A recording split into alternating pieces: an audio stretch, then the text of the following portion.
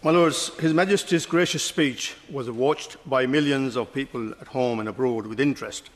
His Majesty spoke at a time of turbulence, wars and uncertainty facing millions of people around the world. In Gaza and Israel, the conduct of hostilities since October 2023 has generated credible allegations of serious violations of international human rights law, including crime against humanity and genocide. The Security Council resolutions have called for ceasefires and humanitarian access. The problem remains compliance. In Ukraine, Russia's invasion violated the Charter as affirmed by UNGA Resolution ES 11/1. The Security Council is blocked by Russian veto, but the legal position has not changed. Borders cannot be redrawn by force.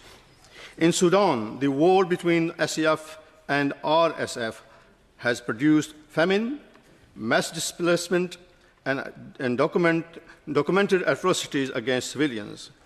Resolution 2715 renewed the UN mission, but without political pressure and accountability, the situation deteriorates.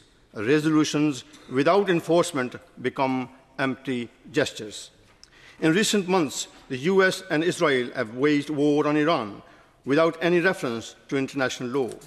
Though, thanks to the efforts of the government of Pakistan, a ceasefire is agreed, while details of a peace agreement between the US and Iran are still being worked out.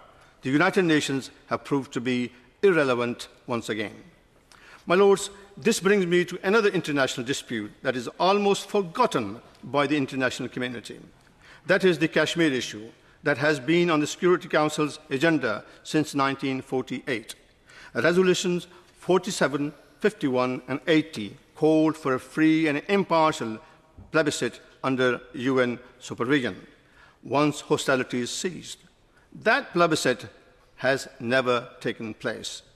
Whilst waiting for the UN-promised plebiscite, the human rights situation has deteriorated in Kashmir.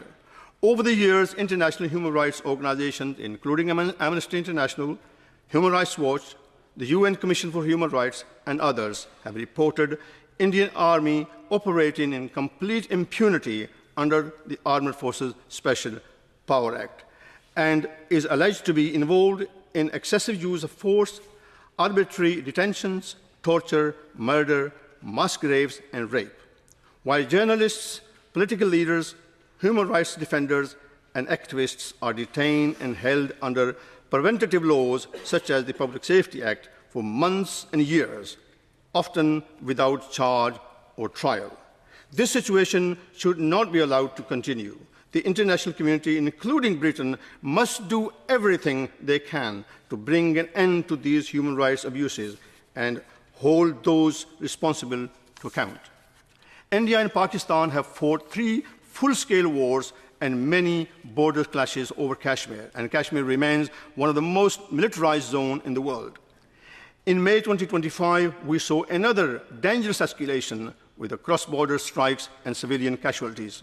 The ceasefire holds, but this dispute is unresolved. What makes this issue different is the nuclear dimension. A single miscalculation on the line of control could escalate beyond regional control, with consequences for global health, climate, and economy.